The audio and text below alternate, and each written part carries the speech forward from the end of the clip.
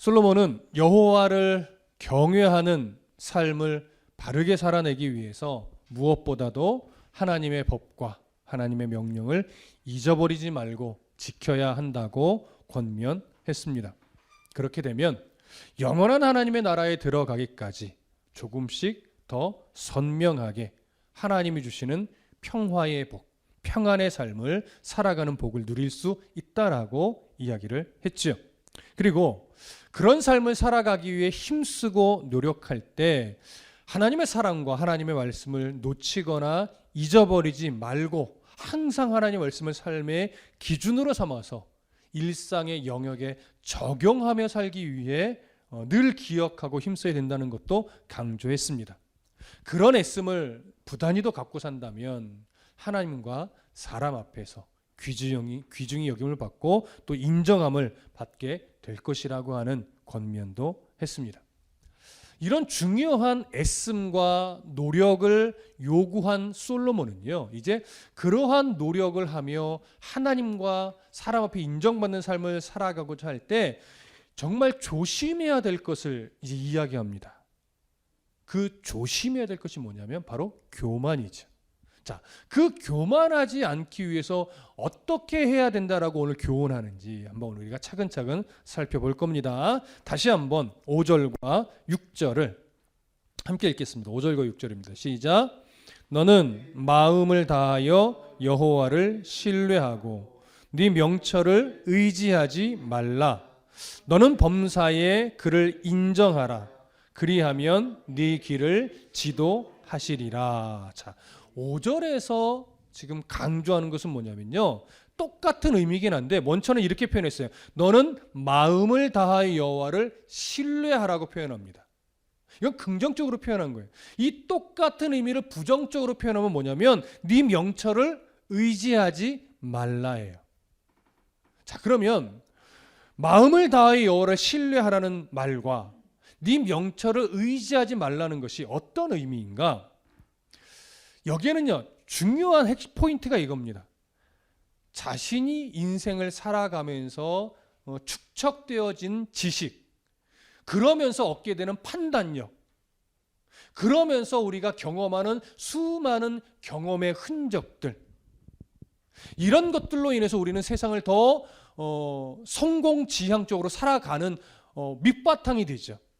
그런데 이러한 지식과 판단력과 경험들이 무엇보다도 앞서면 안 되냐면 하나님의 말씀보다 앞서면 안 됩니다. 오늘은 그것을 강조하는 거예요. 우리가 인생을 살면서 수많은 경험과 과정을 통해서 배우게 되는 지식, 판단력, 경험의 일들, 이런 것들이 너무나 소중하지만 우리는 그런 경험들이 하나님보다 앞서서 하나님의 원하심보다 내 판단력을 더 의지하고 내 경험을 더 앞세우는 경우가 많다는 거죠. 오늘 솔로몬은요, 바로 그것이 교만이라고 말하는 거예요. 만물의 창조주이시면서 온 세상의 역사를 이끌어 가시는 주권자 되신 하나님의 전능하심을 인정하라는 거죠. 그것을 인정한다면 하나님의 인도하심보다 내 판단, 내 경험, 내 지식이 앞설 수 없는 거예요. 그런데 내 판단과 경험이 앞선다는 건 뭐냐면 하나님의 전능하심을 내가 머리로는 알지만 가슴으로는 인정하지 못한다는 의미와 동일합니다. 하나님의 말씀을 온전하게 신뢰하거나 의지하지 못하고 있다라는 결론으로도 연결이 되는 거예요. 그래서 네 명철을 의지하지 말라고 하는 겁니다. 그러니까 네 명철이라는 게 뭐예요? 나의 통찰력이잖아요.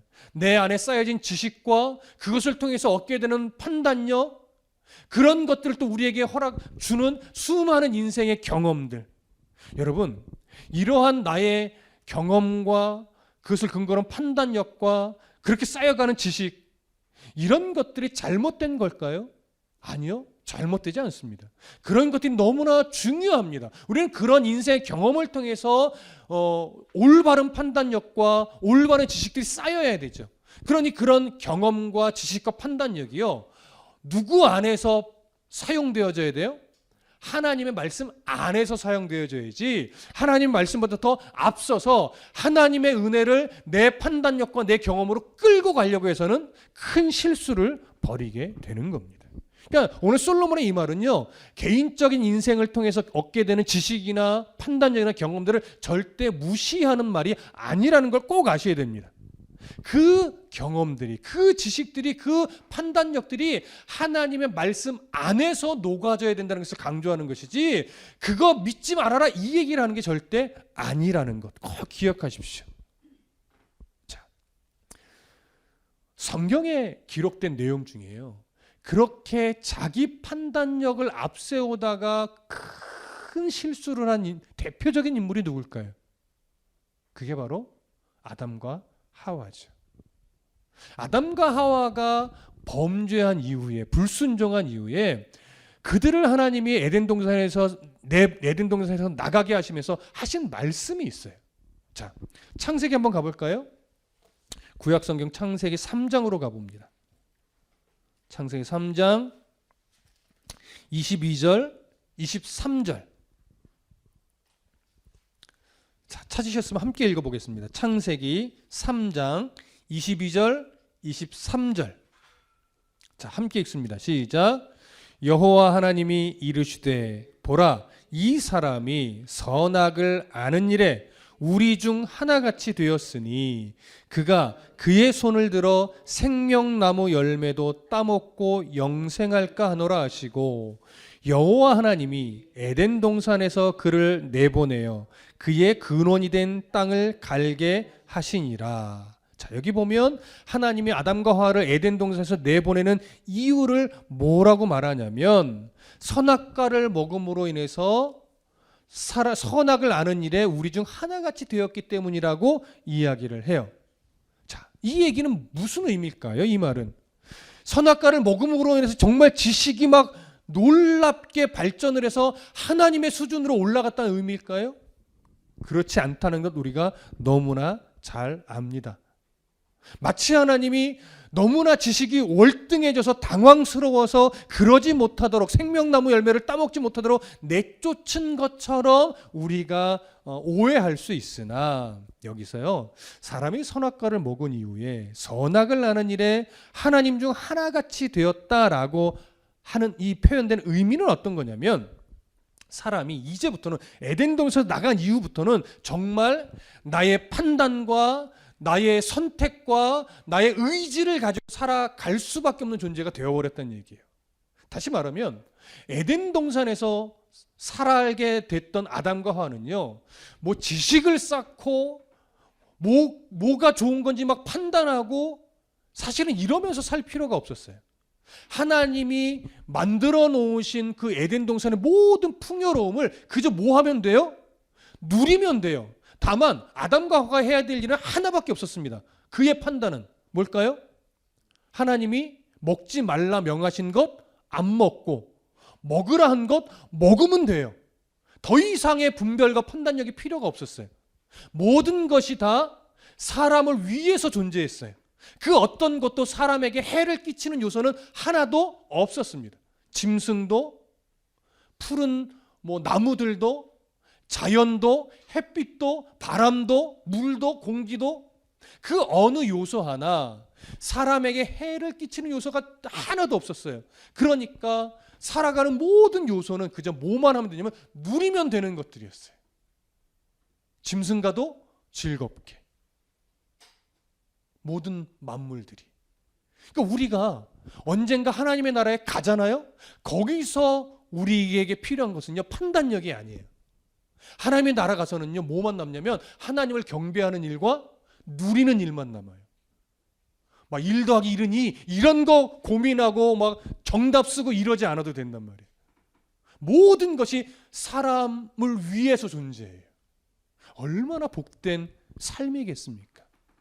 그런 가장 복된 삶을 누리게 해 주셨는데, 아담과 하와가 그 하나의 판단력, 하나님이 먹지 말라 한 것, 그걸 사단의 꾀임에 홀라당 넘어가서 정말 그럴까? 이렇게 생각하고 그걸 따먹는 불순종으로 인해서 결국 하나님과의 관계가 틀어짐으로 말미암아 에덴 동산의 그 모든 풍요를 누릴 자격을 박탈당한 거예요. 그래서 세상으로 쫓겨나면서 그때부터는 어떻게 돼요? 이제 누리지 못해요. 자연의 세상이 이제 사람에게 해를 끼치는 요소가 생겨났어요. 불순종으로 인해서. 그러니까 그때부터는 어떻게 돼요? 판단해야 돼요. 그때부터 막 선택해야 돼요. 잘못된 길로도 가게 되고 유익한 것도 생겨나고 불행한 일도 생겨나고, 바로 그렇게 자신의 지식과 자신의 판단과 자신의 경험을 통해서 살아갈 수밖에 없는 존재가 되었다는 의미가 뭐냐면, 바로 하나님께서 그들에게 말한 선악을 아는 일 우리 중 하나같이 되었다는 말씀의 의미가 바로 이런 의미예요.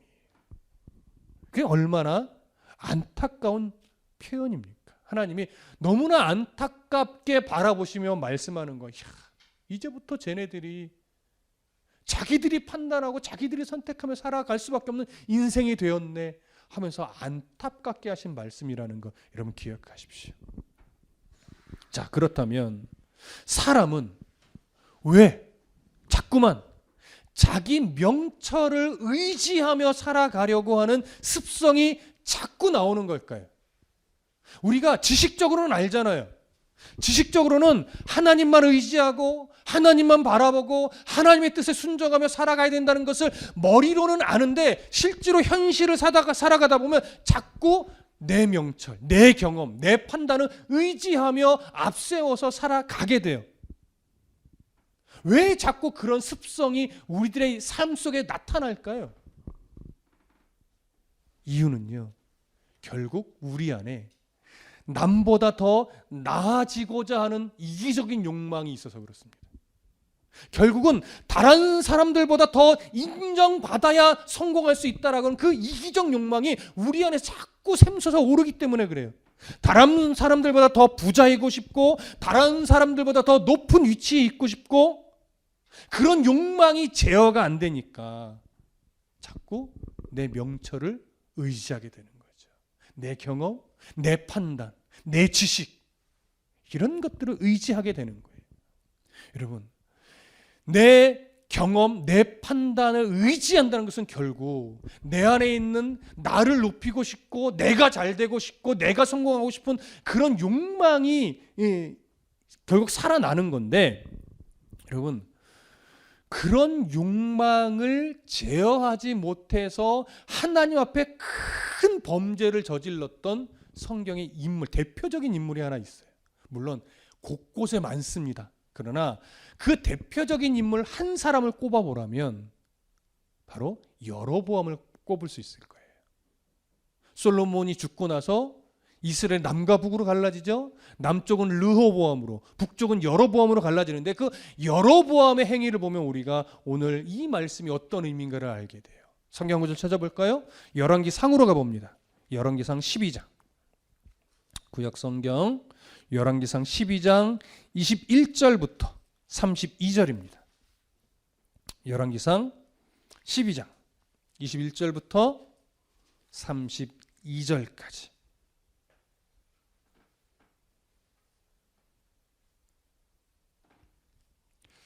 아, 25절부터 읽어도 되겠네요. 25절부터 31절까지 읽을게요. 함께 읽습니다. 시작. 여로보암이 에브라임 산지에 세겜을 건축하고 거기서 살며 또 거기서 나아가 분우엘을 건축하고 그의 마음에 스스로 이르기를 나라가 이제 다윗의 집으로 돌아가리로다.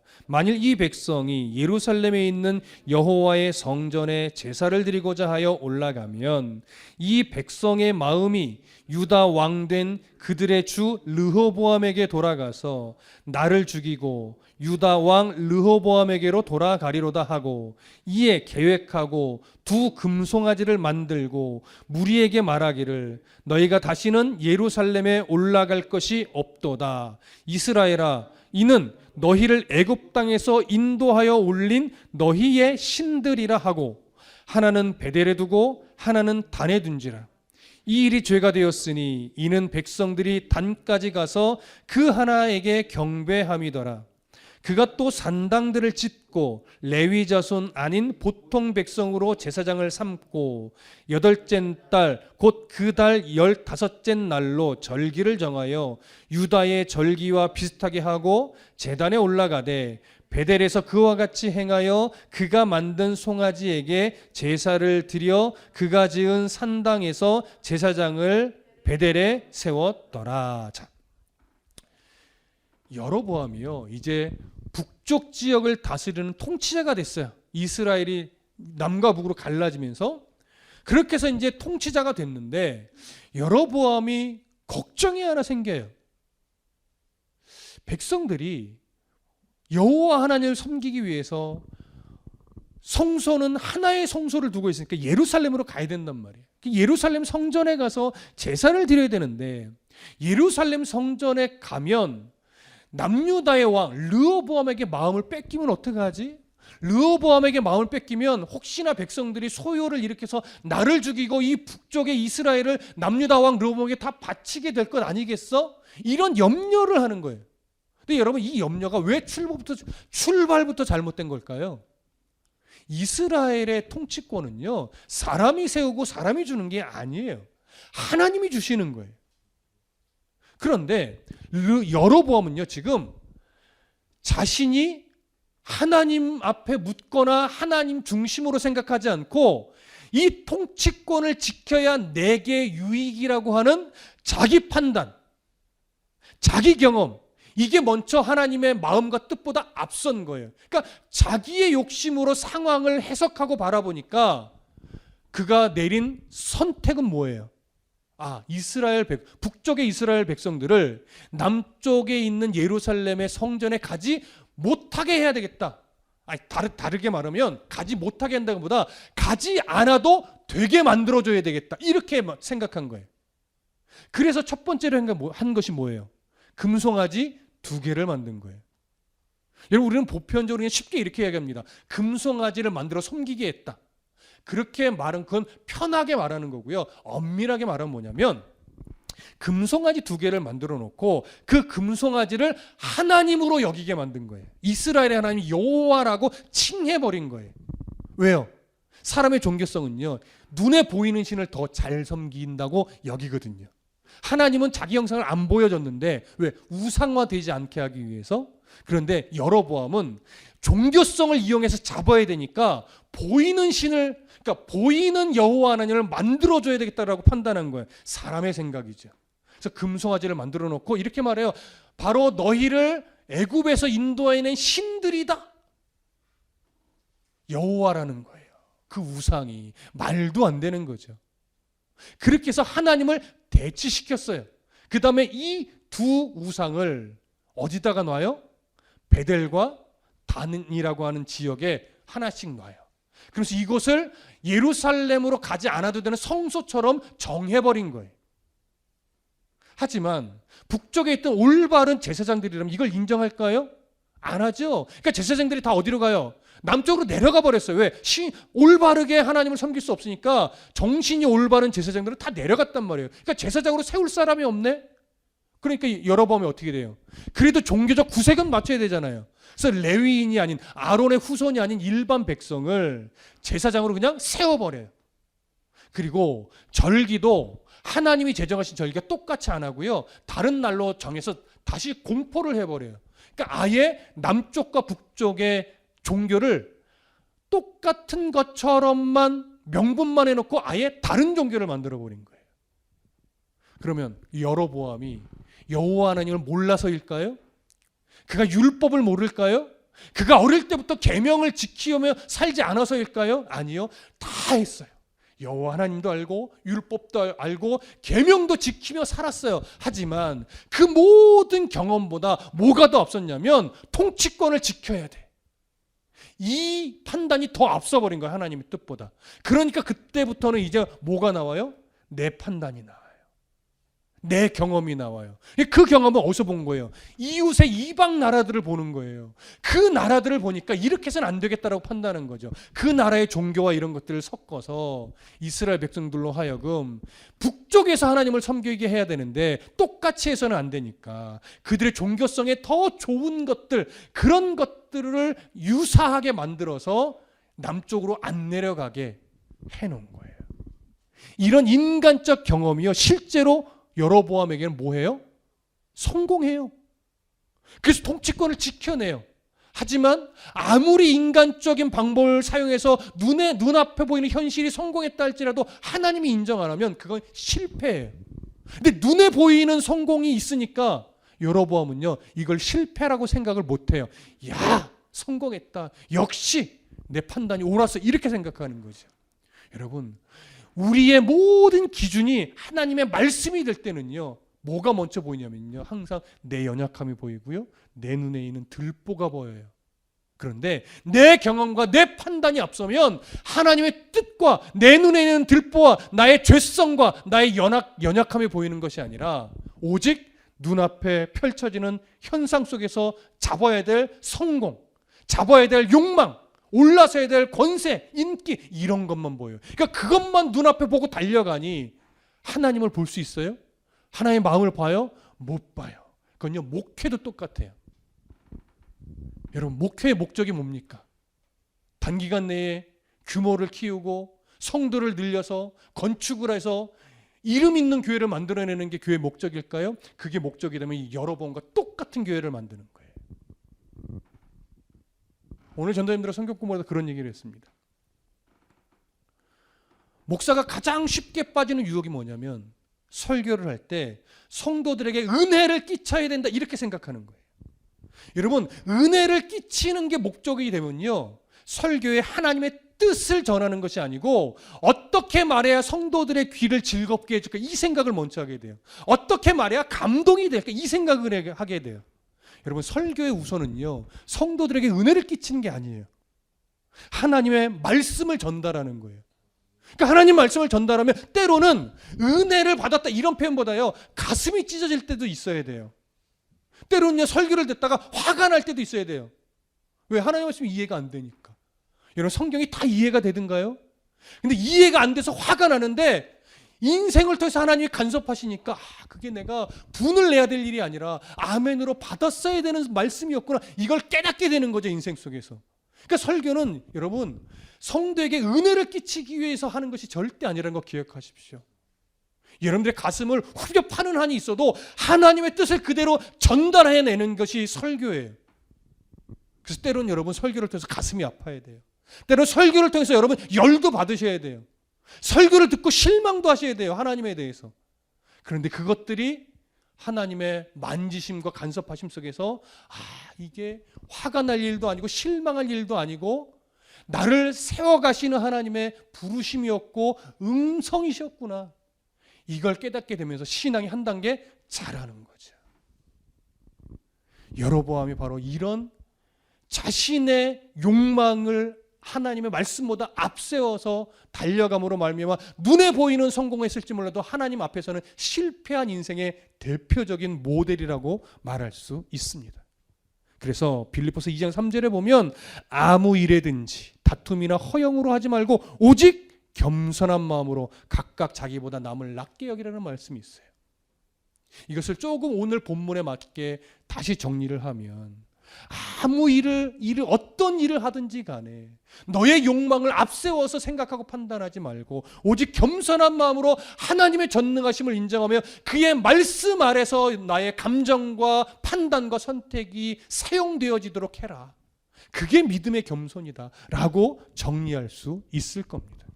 이런 가치를 가지고 하나님의 뜻을, 하나님의 전능하심을 인정하며 살아가는 것이, 그런 하나님을 신뢰하며 살아내는 것이 믿음이고 신앙 생활인 거예요. 이런 간절함을 담아서 솔로몬이 오늘 잠언을 또 교훈하는데, 그 교훈이 이제 6절에서 이렇게 연결합니다. 그렇기 때문에 너는 범사의 그를 어떻게 하래요? 인정하래요. 인정. 여러분, 이 인정함이요, 눈으로 읽기에는 쉽지만 삶에서 적용하기는 정말 어려운 일입니다. 이게 범사라고 표현되어 있잖아요. 범사. 범사가 뭐예요? 우리가 일상을 살아가는 소소한 모든 영역의 모든 삶을 말해요. 뭐 거창한 것만이 아니고 그냥 밤에 자고 아침에 깨어서 아침을 먹고 일과를 하는 그 소소한 모든 영역을 다 포함하는 거예요. 그런 범사에 누굴 인정하래요? 하나님을 인정하래요. 하나님의 주권을 인정하라는 거예요. 그럼 어떻게 살아가는 것이 하나님의 주권을 인정하는 거예요? 하나님의 마음을 끊임없이 구하며 오늘도 내가 감사함으로 주신 것에 감사하며 식사를 하고 있는가? 오늘도 또 일을 할 수 있는 일터를 주심에 감사하고, 오늘 또 공부할 수 있는 건강을 주셔서 감사하고, 또 오늘 불편한 일이 생겼지만 그 불편함 속에서 하나님의 마음을 바라볼 수 있게 해주셔서 감사하고, 늘 하나님의 전능하심 인정한다는 것은요, 어떤 상황 속에서도 하나님의 마음을 찾는 씨름을 하는 거예요. 어떤 상황 속에서도 먼저 감사의 입술을 열 수 있도록 살아가는 것이 범사의 하나님의 전능하심을 인정하는 거예요. 근데 우리는 하나님의 전능하심을 잘 인정 못해요. 왜요? 좋을 때만 감사하거든요. 불편한 일 생기면요, 하나님 내가 뭐 잘못했어요? 왜 그래요? 라는 게 먼저 나와요. 근데 그 목소리도 똑같아요. 마음이 좀 불편한 일 생기면 하나님 도대체 왜 그러시지? 내가 뭐 잘못했나? 너무하신 거 아니야? 이런 생각 문득 든단 말이죠. 문득 들 수는 있어요. 그것까지 하나님이 뭐라 안 하시죠. 하지만 그 문득 그런 생각이 들다가도 다시금 그런 생각을 뭘로 조절하는 거예요? 오늘 주신 말씀들을 기억하면서 그렇지 이렇게 생각하는 것이 아니지. 전능하신 하나님이 우리를 지키고 보호하신다고 했는데 지금 눈앞에 잠시 불편한 일 생겼다고 해서 내가 왜 이렇게 불평의 입술을 열지? 내가 왜 이렇게 원망의 입술을 열고 있지? 그래, 아니다. 이 불편한 일이 일어났지만 그래도 내가 오늘 하나님을 생각하고 바라보게 됐으니 내가 감사하자. 이 노력을 하는 거예요. 어떤 상황에도 내 감정을 앞세우기 전에 하나님의 마음으로 먼저 생각하려고 애쓰는 것. 왜 애쓴다는 표현을 해요? 이게 어렵거든요. 어렵거든요. 오히려요, 큰 일이 터졌을 때 우리가 오히려 하나님을 더 잘 봐요, 사실. 여러분 잘 생각해 보세요. 내가 어떻게 할 수 없는 큰 일이 생기죠? 그럼 먼저 하나님 생각해요. 그런데 소소한 일에 불편함이 생기면 하나님을 생각하기보다 내 감정이 먼저 나와요. 내가 뭔가 할 수 있거든요. 할 수 있을 것 같거든요. 그래서 범사에 하나님을 인정하라는 거예요. 하나님은요, 꼭 큰 막 말도 안 되는 엄청난 일이 일어났을 때 주님밖에 없습니다. 이것만을 원하시는 것이 아니고 그저 아주 사소한 작은 일에도 불평하지 않고 하나님을 기억하고 그 하나님을 의지하며 살아가는 것. 그것을 하나님이 원하시는 거죠. 하나님 그런 삶을 원하십니다. 그래서 바울도 동일한 의미를 가지고 고린도전서 10장 31절에 무슨 말을 하냐면 그러므로 너희가 먹든지 마시든지 무엇을 하든지 다 하나님의 영광을 위해서 하라 이렇게 말하는 거예요. 여러분 이 말을 거꾸로 뒤집으면 어떤 의미가 되냐면요, 그리스도인은요 먹고 마시는 그 소소한 일까지도 하나님의 영광과 다 연결이 되어 있다는 얘기예요. 그러니 세상 예전 가요 중에 내 인생은 나의 것이라는 가사의 노래가 있는데 어떻게 보면 참 맞는 말이지만요, 성경적 시각으로 보면요 정말 잘못된 표현이에요. 그리스도인의 입장에서 내 인생은 내 것이 아니고 하나님의 거예요. 내 인생은요 먹고 마시는 일까지도 하나님의 영광을 위해서 해야 된다는 거예요. 근데 먹고 마시는 일에 우리가 하나님의 영광을 여러분 생각하나요? 저도 그렇게 생각 못해요. 그냥 삼시세끼니까 저도 무의식적으로 먹어요. 기도하지만 저도 모르게 습관적으로 주님 감사합니다 하고 그냥 먹을 때도 있어요. 하나님의 영광이 되나? 저도 문득 그런 생각을 하죠. 우리의 중심 태도를 말하는 겁니다. 오늘도 감사함으로 밥을 먹는 거예요. 오늘도 감사함으로 일터를 가는 거예요. 오늘도 감사함으로 내가 해야 될 소소한 일상의 일을 하는 거예요. 근데 그 감사 하나가 별것 아닌 것 같지만요, 하나님은요, 야, 너 오늘 아침을 먹으면서도 나를 기억하고 나한테 오늘 감사했구나 하면서 하나님은요, 이 세상을 다 얻은 것처럼 기뻐하신다는 거예요. 얼마나 하나님의 사랑이 큽니까? 하나님 우리에게 그걸 원하시지, 뭐 대단하게 야, 너 인생을 좀 이제는 다 내려놓고 뭐 해외로 가서 모든 인생을 나를 위해 한번 바쳐볼래? 막 그것만을 기뻐하시는 하나님이 아니라는 거예요. 아침에 눈을 떠 하나님을 바라보며 하루를 시작하는 그 인생, 하나님은요 무엇보다도 최고로 생각한다는 거죠. 그것이 범사의 하나님의 주권을 인정하는 거예요. 별것 아닌 것 같지만 바로 그러한 소소한 노력을 하며 살아갈 때 하나님은 어떻게 한다냐면 그리하면 네 길을 지도하시리라. 여러분 내 길을 지도한다는 게 무슨 말일까요? 우리의 인생을 통해서 얻는 경험들, 우리 인생을 통해서 얻게 되는 지식들, 판단력들, 그것이 예전 같으면 하나님의 말씀보다도 앞서서 내가 먼저 달려갔다면 그런 소소한 노력이 쌓이고 쌓이다 보면 어느 순간 나도 모르게 나의 인생의 경험들이 이제 하나님 손에 붙들려서 사용되어지는 때가 온다는 거예요. 신앙은요, 언제나 현재 진행형이지만 돌아보니까 자라있는 거예요. 신앙은 절대 추억이 되면 안 됩니다. 예전에 내가 이랬었는데 이건 아무런 의미가 없어요. 신앙은요, 항상 현재예요. 내가 지금 하나님과 어떤 관계를 맺고 있는가, 이게 가장 중요해요. 그런데 내가 지금 하나님과 맺고 있는 관계의 그 열심이요, 지금 뭔가 막 내 안에 뭔가 변화가 있고 막 내가 천국을 사는 것 같고 이러지 않을 수도 있어요. 내가 신앙이 자랐나? 잘 모를 때도 있죠. 하지만 그 소소한 현재 진행형의 신앙을 살아갈 때요, 시간이 좀 흘러 되돌아보니까 나 좀 많이 큰 성장한 것 같아, 이렇게 알게 되는 거예요. 그래서 신앙은 현재 진행형이면서도 항상 미래에 알게 돼요. 그래서 좀 답답한 면도 있을 수 있겠죠. 하지만 하나님은 약속하셨어요. 네가 범사에 그 소소한 작은 일상의 영역에서 하나님을 기억하고 감사함으로 하나님의 주권을 인정하는 삶을 살아가기만 한다면 네가 성장 안 할 것 같지만 내가 너의 길을 인도할 거야. 어느 순간 뒤돌아보니까 네가 하나님의 성품을 이만큼 닮아있는 사람이 되게 만든다는 얘기죠. 우리가 믿는 하나님은 이런 하나님이에요. 저와 여러분들 그 소소한 일상을 정말 소중히 여기시는 하나님입니다. 그러니 이제 오늘부터 우리가 힘써야 될 것은 하나님 어떻게 할까요? 이것도 중요하지만 하나님, 나의 아주 평범한 그 일상을 그리스도의 마음으로 살아가게 도와주십시오. 아침에 눈을 떠 하루 일과를 내가 평범하게 살아갈 텐데 그 평범한 일상이 하나님을 기억하며 말씀 아래서 살아가는 인생이 되게 해주십시오. 여러분, 이걸 해내셔야 돼요. 그러면 하나님이 우리의 길을 인도하십니다. 승민이의 길을 인도한다고요. 승진이의 길을 인도한다고요. 그게 가장 소중한 일이고 가장 가치 있는 일입니다. 오늘 마음에 새기십시오. 아침에 눈을 뜨는 그 순간부터 범사의 하나님을 인정하는 삶이 되도록 하나님을 잊어버리지 말자. 조그만 불편한 일이 생긴다 할지라도 그 속에서 다시금 하나님을 인정하며 살아내자. 그럼 하나님이 나의 길을 선하게 인도하실 것이다. 이 마음을 가슴에 오늘 올바르게 새기고 또 오늘 하루 잘 주님의 주권을 인정하며 하루를 마무리하시고 범사의 하나님을 인정하며 내일 아침도 멋지게 시작하시는 그런 성도가 되시기를 간절히 소망하고 축복합니다. 기도하겠습니다.